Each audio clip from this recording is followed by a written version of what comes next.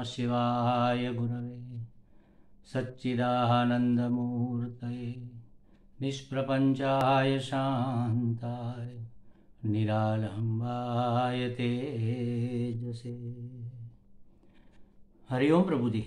आज के इस प्रश्न परिषद में आप सबका स्वागत है। आज अपरोक्षानुभूति लेंगे। अपरोक्षानुभूति के चौथे श्लोक से हम 8वें 9वें तक पाठ करेंगे, फिर उसको समझने का प्रयास करेंगे। चौथा श्लोक शुरू करते हैं। ब्रह्मादिस्थावरान्तेषु वैराग्यं विषयेष्वनु यथैव काकविष्ठायां वैराग्यं तद्धि निर्मलं नित्यमात्मस्वरूपं हि दृश्यं तद्विपरीतगम् एवं यो निश्चयः सम्यक् विवेको वस्तु न स वै सदैव वासनात्यागः समोयमिति शब्दितः निग्रहो बाह्यवृत्तीनां दम इत्यभिधीयते विषयेभ्यः परावृत्तिः परमोपरतिर्हि सा सहनं सर्वदुःखानां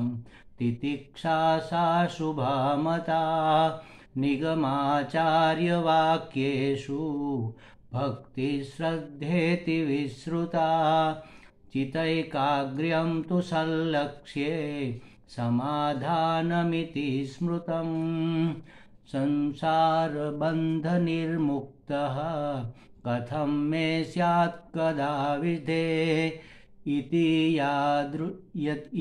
या सुदृढा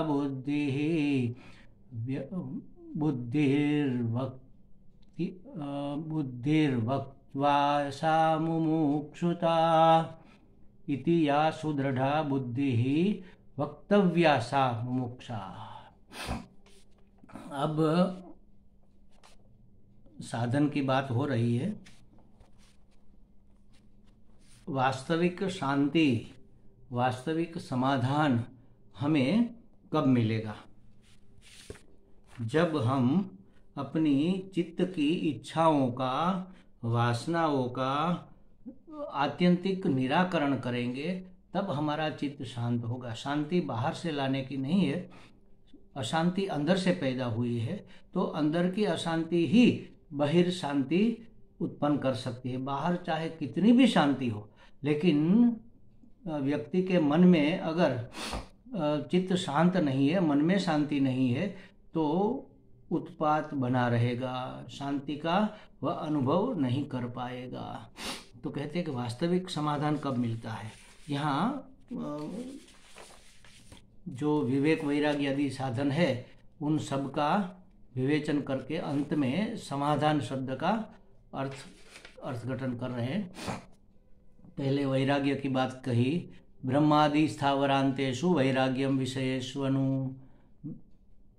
ब्रह्मलोका, इस लोक से लेकर ब्रह्मलोक तक के सभी विषयों में वैराग्य, उसमें कोई रुचि न रहना, वहां से सुख प्राप्त करने की अपेक्षा का त्याग।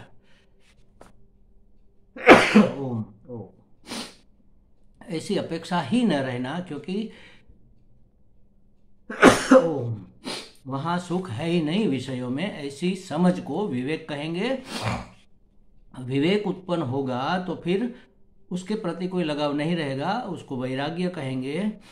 फिर अपने स्वरूप से जो विपरीत है वह अनित्य है, ऐसा समझकर विवेक उत्पन्न होता है। सभी वासनाओं के त्याग को सम कहते हैं और बाह्य इंद्रियों के निग्रह को दम कहते हैं। परम उपरति किसको कहते हैं? विषय से अपनी वृत्ति परावृत हो जाए, वापस मुड़कर आ जाए, उसको उपरति कहते हैं। और सहनम सर्व दुखानाम अप्रतिकार पूर्वकम, आई हुई परिस्थिति को मिटाने का प्रयत्न छोड़ दे, जो भी है उसको स्वीकार कर ले, उसका नाम है तितिक्षा। और ये सब कब होगा? जब श्रद्धा होगी तब, अथवा तो ये सब होगा तो श्रद्धा उत्पन्न हो जाएगी। कहाँ श्रद्धा किसको कहेंगे? वेद वाक्यसु गुरु वाक्यसु, वेद वाक्य और गुरु वाक्य में विश्वास जो है उसको हम श्रद्धा कहते हैं। और तब हमारा चित्त एकाग्र होगा, चित्त का समाधान हो जाएगा। चित्त की एकाग्रता का नाम ही समाधान है। तो ऐसा समाधान, वास्तव में समाधान कब आएगा? तो हमने देखा कि चित्त में रही हुई सभी इच्छाओं को, सभी वासनाओं को आत्यंतिक निवृत्त कर देने पर, आत्यंतिक शब्द जरा समझने जैसा है। निवृत्त कर देना एक बात है और आत्यंतिक निवृत्ति दूसरी बात है। निवृत्त कर देना, निरोध कर देना, चित्त में कोई वासना नहीं है, कोई इच्छा नहीं है, चलो इच्छा जो भी है हमने छोड़ दी।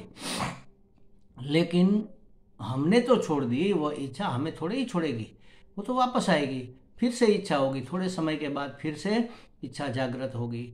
इच्छाओं का आत्यंतिक निराकरण का मतलब है, आत्यंतिक नाश का मतलब है, आत्यंतिक निवृत्ति का मतलब है कि फिर से इच्छा पैदा ही न हो। ऐसा कब होगा?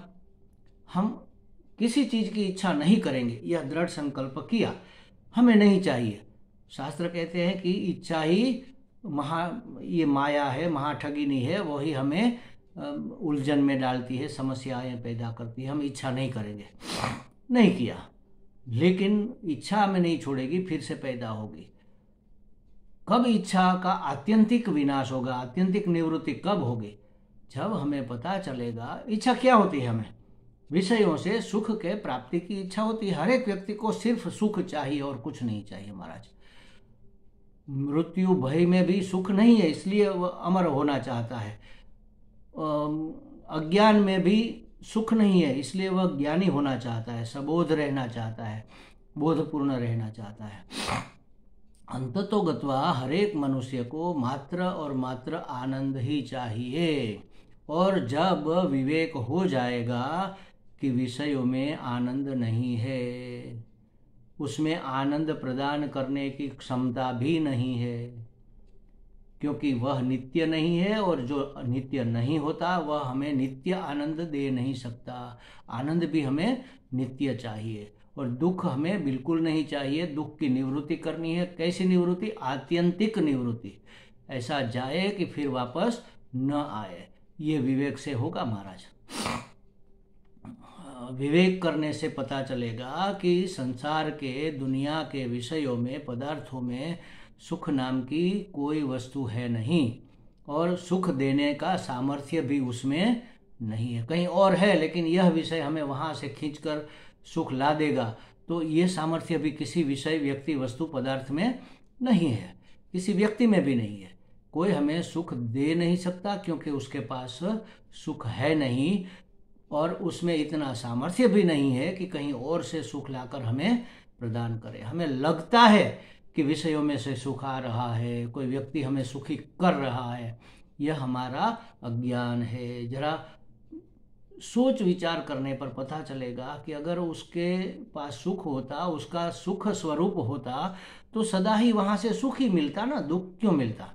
कभी कभी सुख मिलता है, कभी नहीं मिलता है, कभी दुख मिलता है। तो मतलब यही हुआ कि सुख वहाँ नहीं, कहीं और है। ऐसा विवेक हो जाने से विषयों के प्रति वैराग्य हो जाएगा। विषयों के प्रति वैराग्य होने से फिर मन अपने आप थोड़ा शांत रहने लगेगा, क्योंकि कहीं भागना अब है नहीं सुख की खोज में। सुख कहाँ है? यह परमात्मा में है, आत्मा में है। ये इतना समझ में आ गया कि बाहर कहीं नहीं है, मतलब भीतर है। भीतर है मतलब अपने आप हम सुख रूप है। भीतर बाहर का वहाँ फर्क नहीं है, बाहर भी सुख है और भीतर भी सुख है, क्योंकि आत्मा तो हर जगह रहा हुआ है। तो उस सुख की खोज में अब हम नहीं भटक रहे, माने कि हम समह को प्राप्त हो गए, शांति को प्राप्त हो गए, आंतर इंद्रियों की दौड़ खत्म हो गई। मन बुद्धि अब कहीं भाग दौड़ नहीं मचा रहे। फिर आएगा दम, बाहर इंद्रियों को भी शांति मिल जाएगी, क्योंकि कोई इच्छा नहीं है तो पाँव जाएंगे क्यों, हाथ पकड़ेगा क्यों, कोई इच्छा ही नहीं है। तो बहिर इंद्रियों का भी दम हो जाएगा, शम दम उपरति हो जाएगी। कुछ करने धरने से, कुछ लेने देने से हमें कोई इंटरेस्ट नहीं रहेगा, हमारी रुचि नहीं रहेगी, उपरति भी हो जाएगी। और ऐसा होने से फिर धीरे धीरे समाधान भी हो जाएगा, श्रद्धा भी उत्पन्न होगी शास्त्र के वाक्य में कि नहीं, बाहर तो है नहीं, शास्त्र ने कहा था, हमने खोज लिया, नहीं मिला, अब शास्त्र कहता है उसके ऊपर विश्वास हो जाएगा। शास्त्र के वाक्य हमें समझ में नहीं आ रहे, वह हमें गुरु समझाते हैं, तो गुरु के वचनों पर भी हमें विश्वास होगा। इसी का नाम है श्रद्धा। और श्रद्धा उत्पन्न होने के कारण अब मन का समाधान हो जाएगा। अब कहीं भागदौड़ करने वाला मन नहीं रहा, अब शांत स्वचिंतन करने वाला मन हमें प्राप्त हुआ। तो चित्त से इच्छाओं का, वासनाओं का आत्यंतिक निराकरण कर देना, यही समाधान है। कैसे करेंगे, ये सब कैसे करेंगे? तो शास्त्र में बताया, याज्ञवल्क्य ऋषि ने उपाय बताया है कि यह सब करने के लिए आत्म प्राप्ति करनी चाहिए। समाधान बिल्कुल शांति, बिल्कुल समाधान, समाधि ही समाधान है, समझ लो। समाधि में रहना है मतलब समाधान में रहना है, कोई उत्पात नहीं, कोई इच्छा नहीं, कोई अपूर्णता नहीं, कोई दुख नहीं, कोई भय नहीं, ऐसी स्थिति को समाधि कहते हैं। समाधि की प्राप्ति का नाम ही समाधान है। तो ये कैसे होगा, कैसे हमारे मन का समाधान होगा, कैसे हमारी तृप्ति होगी, कैसे हमारी संतुष्टि होगी, कैसे हमें परम शांति का अनुभव होगा? तो ऋषि याज्ञवल्क्य उपनिषद में कहते हैं कि आत्मा वा अरे द्रष्टव्य, श्रोतव्य, मंतव्य, निधिध्यासितव्य। आत्मा को सुनना चाहिए, आत्मा का दर्शन करना, आत्मा का दर्शन प्राप्त करना चाहिए। द्रष्टव्य, कैसे उसका दर्शन प्राप्त करें? आत्मा का दर्शन माने आत्मदृष्टि, ये कैसे प्राप्त करें? तो श्रोतव्य, मंतव्य, निधिध्यासितव्य, 3 कदम बताए यहाँ पर। सुनना चाहिए, समझना चाहिए और जीवन में उतारना चाहिए। ये आत्मा दर्शनीय है, इसका दर्शन करना चाहिए। द्रष्टव्य, दर्शनीय है, तो मतलब ज्ञान चक्षु से अपने ज्ञान चक्षु खोलकर अनुभव करने योग्य है आत्मा। और श्रोतव्य माने श्रोत्रिय ब्रह्मनिष्ठ सदगुरु के मुंह से शास्त्र को श्रवण करने योग्य है, श्रवणीय है। कुछ भी सुनना श्रवण नहीं है महाराज, शास्त्र का श्रवण करना ही श्रवण है। शास्त्र का श्रवण किसी से भी करना भी श्रवण नहीं है, सदगुरु के मुख से करना ही श्रवणीय है। सदगुरु माने श्रोत्रिय ब्रह्मनिष्ठ, श्रोत्रिय माने जिन्होंने पढ़ा है और पढ़ा भी सकते हैं, जिन्होंने समझा है और समझा भी सकते हैं शास्त्र को। और ब्रह्मनिष्ठ माने जिसने इस प्रकार करके प्राप्त भी किया है, जो स्वयं ब्रह्मनिष्ठ है, ब्रह्म में निष्ठ है। ऐसे महात्मा हमें अगर अपने अनुभव के आधार पर शास्त्रों के वाक्यों को समझा सकते हैं, तब हम उसे श्रोत्रिय ब्रह्मनिष्ठ कहेंगे। उसको एक वाक्य में सदगुरु कह दिया। गुरु तो कोई भी हो सकता है, लेकिन सदगुरु श्रोत्रिय ब्रह्मनिष्ठ ही हो सकता है। हम किसी को भी सदगुरु कह देते हैं, ऐसे सदगुरु का अर्थ नहीं है। तो ऐसे सदगुरु के सुमुख से हमें शास्त्र का श्रवण करना चाहिए, सुमुख से। अब गुरु सुंदर नहीं है, अष्टावक्र है समझ लो, तो सुमुख कहाँ से लाएंगे? सुमुख माने सुंदर मुख। तो सुंदर मुख का मतलब ये नहीं है कि बाह्य देखा उसका सुंदर हो, उसका चेहरा हैंडसम हो या ब्यूटीफुल हो, इसका मतलब ये नहीं है। सुमुख से माने सही मुख से, सही माने वह प्रेम पूर्वक हमें जब समझाए, हम पर जब वह प्रसन्न होते हैं, तब उसको पूछना चाहिए कि महाराज शास्त्र क्या कहता है, आप हमें समझाइए, हमें उपदेश कीजिए। तब वह प्रसन्नता पूर्वक खुशी खुशी आपको जब समझाएंगे, इतना सरल करके, तब उसको कहेंगे सुमुख से। गुस्सा होकर कहेंगे ऐसा ठीक है, ये सिद्धि की बात अलग है कि भाई एक आदमी था, हमने सुना है, तो मैं कौन हूँ, बस उसके दिमाग में चढ़ गया मैं कौन हूँ। घूमता रहता था, जो भी महात्मा मिले पांव पकड़ के पूछता महात्मा मैं कौन हूँ। कोई उत्तर देता, कोई नहीं देता, कोई छोड़कर चला जाता, फिर आगे फिर आगे। एक आश्रम में गया, महात्मा मुझे बताइए मैं कौन हूँ। उसने कहा बताएंगे, नहीं नहीं अभी बताइए मैं कौन हूँ। एक डंडा मारा और उसको ज्ञान हो गया कि अरे मैं तो ब्रह्म हूँ। ऐसा नहीं होता महाराज। अगर उस महात्मा के पास कोई सिद्धि है और उसको हुआ है तो ये कोई अपवाद हो सकता है, लेकिन ये बात नहीं है। महात्मा हमें खुशी खुशी समझाएंगे, गुस्से में आकर डंडा मार देंगे और हमें ज्ञान हो जाएगा, दबा मार देंगे हमारी पीठ पर ऐसे करके और हमें ज्ञान हो जाएगा। ये तो मेरे समझने की बात, मेरे समझ में आने वाली बात नहीं, मुझे तो ये बेवकूफ़ी लगती है। तो सुमुख से माने सदगुरु कहीं से हम खोज निकाले, हम जान ले कि ये विद्वान है और उसका जो वक्तव्य, उसका जो उपदेश है उसके अनुसार उसका जीवन हमें दिख रहा है, उसे ऐष्णात्रय का त्याग हमें उसके जीवन में दिख रहा है, उसको हम गुरु स्वीकार कर सकते हैं। फिर उसकी सेवा करें, दंडवत करके, मतलब अपनी विनम्रता दिखाए, उसकी सेवा करें। और जब वह प्रसन्न हो, दिखे कि आज महात्मा जी बहुत प्रसन्न है और कोई काम में एंगेज्ड नहीं है, तब उसको हम पूछेंगे कि महाराज बताओ हमें शास्त्र क्या कहता है अपने बारे में, मैं कौन हूँ, आत्मा कौन है, जगत कौन है, जीव कौन है, जीवात्मा, ये जगदीश कौन है, ये सब हमें समझाओ। तब वह जब कहेंगे, उसको कहेंगे सुमुख से। तो श्रोत्रिय ब्रह्मनिष्ठ सदगुरु के श्रीमुख से, सुमुख से ये शास्त्र श्रवणीय है। आत्मा वा अरे श्रोतव्य, आत्मा का श्रवण करना चाहिए, आत्मा को द्रष्टव्य, देखना चाहिए, दर्शन करना चाहिए। कैसे? तो सुनकर आत्मा का श्रवण करना चाहिए। और फिर जो भी सुना है गंभीरता पूर्वक मननीय है। मंतव्य, मनन करना माने उसके बारे में विचार करना। ऐसे अब चलते फिरते हम आजकल जैसे विचार करते हैं ऐसे नहीं, गंभीरता पूर्वक। अरे गुरुजी ने ये कहा कि तुम ईश्वर हो, तो मुझे तो लगता नहीं है मैं ईश्वर हूँ, मैं तो असमर्थ हूँ। ईश्वर तो सर्वसमर्थ है, सर्वशक्तिमान है, मैं तो अज्ञानी हूँ, ईश्वर तो सर्वज्ञ है। मैं तो परिच्छिन्न हूँ, यहाँ पर इतना सा हूँ, और ईश्वर सर्वव्याप्त है, तो मैं ईश्वर कैसे हो सकता हूँ? बस इसके बारे में सोचो, कहीं से रेफरेंस ढूंढो, किसी से पूछो। अगर समझ में नहीं आए, संशय बना रहे, तो फिर गुरु से ही पूछ लो और फिर वह समझाएंगे। जो समझाएंगे, अरे ये मैं शरीर नहीं हो सकता, कैसे मैं शरीर नहीं हूँ, मैं तो यही हूँ। तो समझाएंगे कि भाई बचपन का शरीर अलग था, जवानी का शरीर अलग था, फिर बदलता गया, बदलते हुए शरीर में तुम नहीं बदले तो तुम शरीर नहीं हो। इसके ऊपर ठीक ठीक मनन करना चाहिए, विचार करना चाहिए गंभीरता पूर्वक।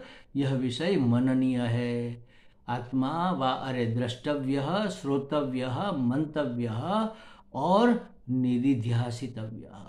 स्वस्वरूप के रूप में आत्मा का चिंतन करना, आत्मा का अनुभव करना कि यह मेरा स्वरूप है, सत्य चित्त आनंद परमात्मा है और मेरा भी यही स्वरूप है। अस्थि भांति प्रिय के रूप में सच्चिदानंद परमात्मा समग्र सृष्टि में व्याप्त है। तो ऐसा निधिध्यासन भी करना। तो ऐसा करने से हमें आत्मदर्शन प्राप्त होगा। दर्शन माने देखना ही नहीं, आत्मदर्शन माने हमें दृष्टि, नजरिया प्राप्त होगा। हमें ज्ञान, दर्शन का अर्थ है ज्ञान, ज्ञान प्राप्त होगा। देश काल वस्तु विशेष से जो पर है उसका चिंतन करने का एकमात्र उपाय है चित्त को निर्विषय कर दिया जाए। देखो चित्त शब्द जो है ना, उसमें च रस्वई ची, त आधा और त पूरा, चित्त, इसको कहेंगे मन बुद्धि चित्त अहंकार, जो हमारा चित्त है जिसमें ये सब भरा पड़ा रहता है संसार। तो ये चित्त में जो पूरा त है वह है विषय वासना। त जो त प्लस त जो है आधा त और पूरा त, तो तकारो विषय वासना, ऐसा अष्टावक्र जी समझाते हैं राजा जनक को। ये जो तकार है ना वह विषय वासना है, उसका त्याग कर दे, उस त को निकाल दे, विषय वासना को निकाल दे, तो क्या होगा? चित्त। चित्त माने चैतन्य, चैतन्य माने परम चैतन्य, परम चैतन्य माने परमात्मा। तो हमारा चित्त ही चैतन्य है, यही आत्मा ही परमात्मा है। लेकिन उसमें विषय वासना का मैल चढ़ा हुआ है। उसको अगर हम निकाल दें, उसका निराकरण कर दे, तो यही चित्त हो जाएगा। चिद प्रकाश ज्ञान, हम ज्ञान स्वरूप है, प्रकाश स्वरूप है, स्वयं प्रकाश है, स्वयं सिद्ध है। तो ये चित्त को निर्विषय किया जाए, यही एकमात्र उस देश काल वस्तु विशेष से जो पर है। आत्मा माने, आत्मा किसी देश में बद्ध नहीं है। देश माने स्थान, यहीं पर आत्मा है और आपके पास, आपके गांव में आत्मा नहीं है, ऐसा नहीं है। काल माने इस समय सुबह के 5:45 बजने को है तो 5:45 बजे आत्मा है, और शाम के 5 बजे आत्मा नहीं है, ऐसा नहीं है। किसी वस्तु में आत्मा है, किसी व्यक्ति में आत्मा है, ऐसा भी नहीं है। हर एक में है। वस्तु व्यक्ति विशेष से जो पर है, काल स्थान व्यक्ति वस्तु विशेष से जो पर है, उसकी मर्यादा से बाहर है, ऐसा उस आत्मा का चिंतन करने का एकमात्र उपाय क्या है? विषय वासना का त्याग।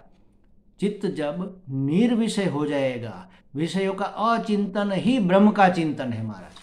विषयों का चिंतन न करना ही ब्रह्म का चिंतन है। विषय का एक रंग रूप आकार होता है।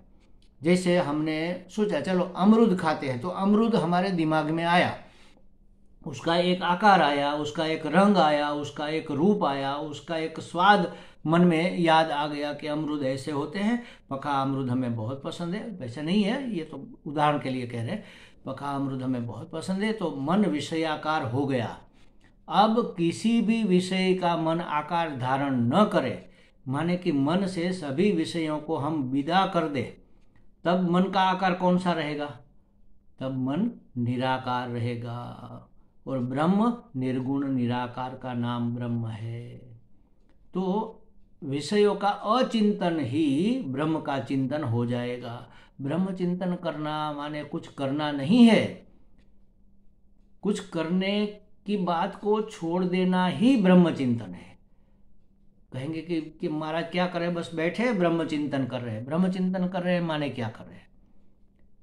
जब तक किसी चीज का हम निराकरण कर रहे हैं कि मैं ये देह नहीं हूँ, मैं ये मन नहीं हूँ, मैं ये ढिका फलाना नहीं हूँ, विद्वान नहीं हूँ, महात्मा नहीं हूँ, सन्यासी नहीं हूँ, मैं तो उसको टेक्का देने वाला हूँ, तो ये ब्रह्मचिंतन नहीं हुआ महाराज। ये तो मनन हुआ, चिंतन हुआ, निधिध्यासन और मनन हुआ। लेकिन मैं नहीं हूं इसमें जो है ना, ये मैं नहीं हूं माने कि मैं इसका चिंतन नहीं करूंगा, तो जो नहीं है वह ब्रह्म है। इसमें जो नकार हमने डाल दिया कि ये मैं नहीं हूं, माने इसके सिवा जो बाकी बचा, नेति नेति करके जो इति इति बचा वह मैं हूं, तो ये हो गया ब्रह्म चिंतन। जब तक मैं ये हूं कि नहीं हूं, ये हूं कि नहीं हूं, ऐसे हम जांच रहे, तब तक हम उसको मनन कहेंगे। ये हूं कि नहीं हूं, ये मनन है। मैं ये नहीं हूं, ये निधिध्यासन है। और ये भी न हो, निधिध्यासन ब्रह्मचिंतन ही कहा जाता है। लेकिन ये भी जब छूट जाए निर्विचार स्थिति हो जाए, बिल्कुल आनंद की अवस्था, हम आनंद में हिलोड़े ले रहे हो, उतरते निकलते रहे हो, तब उसको कहेंगे ये ब्रह्म की स्थिति है। तो विषयों का अचिंतन ही ब्रह्म चिंतन कहा जाता है। देखो महाराज, अष्टावक्र जी ने जनक राजा को कहा कि मुक्तिम इच्छामि चेतात, मुक्तिम इच्छसी चेतात। हे तात, तू अगर मुक्ति चाहता है, मुक्तिम इच्छसी चेतात विषयान विषवत त्यज, इन विषयों को जहर मानकर छोड़ दे। जहर को हम छोड़ देते, सुंदर है, अरे कितना अच्छा रंग है, बिल्कुल एकदम गुलाबी गुलाबी कलर का ये लिक्विड कितना सुंदर दिख रहा है, इसकी बोतल तो देखो एंटीक है, बहुत बढ़िया, बहुत सुंदर, बहुत सुंदर। इतनी सुंदर बोतल हमने देखी नहीं, इतना सुंदर कलर हमें इतना पसंद आ रहा है। लेकिन महाराज ये जहर है। जहर है तो क्या हुआ, इतना सुंदर है, थोड़ा तो चख ही लेते हैं। दो ढक्कन ले लेते हैं, ऐसा नहीं करते हम। चाहे कितना भी सुंदर हो, चाहे कितना भी अट्रैक्टिव हो, चाहे स्वाद में भी समझो उसमें शहद मिला हुआ हो, मीठा मीठा सा हो, तो भी हम जहर को नहीं खाएंगे, उसको छोड़ देंगे। उसी तरह विषय चाहे हमें जितना भी सुंदर लगे, जितना भी स्वादिष्ट लगे, उसको विष समझकर छोड़ दे। अगर आपको मुक्ति चाहिए तो विषय को विष मानकर छोड़ दे। इसका मतलब क्या हुआ? मतलब यही हुआ, बंधन विषय का है। विषय को छोड़ दिया। मुक्तिम इच्छसि चेतात, हे तात तू अगर मुक्ति चाहता है तो विषयों को विषवत त्यज। विषयों को विष मानकर विष को जैसे त्यज देते हैं उसी तरह त्याग दे। विष सुंदर है तो भी हम नहीं खाते, विष मधुर है तो भी हम नहीं खाते, चाहे कैसा भी हो हम उसको नहीं लेते, उसका पान नहीं करते, उसका आहरण नहीं करते। उसी तरह विषयों का हमें सेवन छोड़ देना चाहिए, चाहे कितने भी सुंदर लग रहे हो, चाहे कितने भी मधुर मीठे लग रहे हो, यह है विष। तो उनसे मुक्त होना ही मुक्ति है। चैतन्य होने के लिए हमें अपने चैतन्य स्वरूप का अनुभव करने के लिए उसमें जो तकार मिला हुआ है, विषय रूप तकार, उसका त्याग करना होगा। चित्त को निर्विषय करने का एक ही उपाय है कि उसको विषयों से हम मुक्त कर दे। विषयों से मुक्ति कब मिलेगी? उसमें सुख नहीं है, वह नित्य भी नहीं है, वह मर्यादित है। जो मर्यादित है, जो अनित्य है, वह हमें अमर्यादित और नित्य कैसे दे सकते हैं? और सुख तो है ही नहीं उसमें, तो सुख तो दे ही नहीं सकते। देंगे तो दुख ही देंगे, सुख तो देंगे ही नहीं। क्योंकि सुख की खोज में हम सर टकराते हैं तो सर में चोट लगती है। सर टकराना बंद हो जाए, सर टकराना ही दुख उत्पन्न करने का कारण हुआ। तो विषयों के साथ धींगा मस्ती करना, विषयों को टटोलना, यही दुख का कारण है। सुख अगर चाहते हो, मुक्ति अगर चाहते हो, शांति अगर चाहते हो, समाधान हो जाए, समाधि हो जाए, ऐसा अगर चाहते हो तो अष्टावक्र जी कहता है कि विषयों को विषवत त्याग कर। तो चित्त को निर्विषय करना ही चैतन्य हो जाना है, ब्रह्म का चिंतन है, ऐसा कहा है। अब आगे का श्लोक, 9वां श्लोक, संसार बंध विनिर्मुक्त कथम में स्यात् विभो, इसको हम अगली बार सोचेंगे। हरि ओम।